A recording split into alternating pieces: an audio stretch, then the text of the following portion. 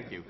I'd like to thank Senator Avella and Rebecca Sheehan for this opportunity to address this forum and echo Senator Avella and Senator Sampson's cogent comments about needing hard facts when considering the issue of hydrologic fracking. My name is Andrew Unger, and I'm a physician who specializes in the care of sick newborns. And while I presently practice in Pennsylvania, where there's a lot of fracking, I was born at Flower Fifth Avenue on 100th Street in Manhattan and grew up in New York City, and I still vacation in the Finger Lakes, and I love New York. And we don't, as Senator Adaba noted, we don't want to wait for something bad to happen. Now, there are two different major kinds of adverse effects that will inevitably occur should an intensive program of unconventional hydrofracturing be undertaken in the shale gas regions of New York State. And I think it's good to think of these somewhat separately. The first of these adverse effects can best be summarized and categorized as quality of life degradation. Unconventional hydrofracturing destroys wildlife habitat, consumes and dirties large volumes of fresh, clean water. It spoils the view, and it fragments ecosystems. The drilling equipment is noisy, and truck traffic kicks up lots of dust. Significant as all of this is, the focus of my testimony is not on quality of life issues, however important, but rather on the direct threats to public health from hydrofracturing. I agree with Senator Perkins that the most underemphasized threat from this technique of energy extraction is air pollution. Air pollution kills people. Smoking is a whole lot of air pollution for a long time.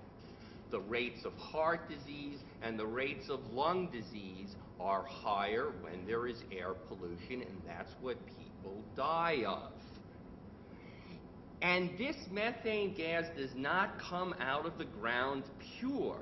Rather, a whole array of volatile organic compounds, particularly the so-called BTEX chemicals, come to the surface in large quantities first through the wellhead whenever a shale gas well is tapped. These BTEX chemicals, benzene, in particular toluene, ethyl benzene, and xylene, as Dr. Rafferty noted, are extremely toxic to humans.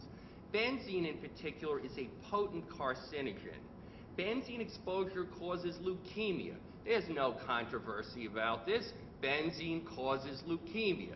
That's why they don't use it in high school as a solvent anymore in the chemistry lab. Without proper disposal of the BTEX chemicals, which is very difficult, an epidemic of acute myelogenous leukemia is likely to occur after a 5 to 15-year lag period for oncogenesis in heavily fractured areas. Therefore, I propose, in harmony with Senate 4616 and Senate 6772, that the New York State Department of Health develops the technology to assess the blood specimens already being obtained from the infants born in New York State to screen for diseases and screen these babies for exposure to benzene prospectively. A relatively simple modification of current analytic technique should suffice to determine whether newborns in New York State currently are being exposed to toxic quantities of benzene, and if they are not, to ensure that that remains the case.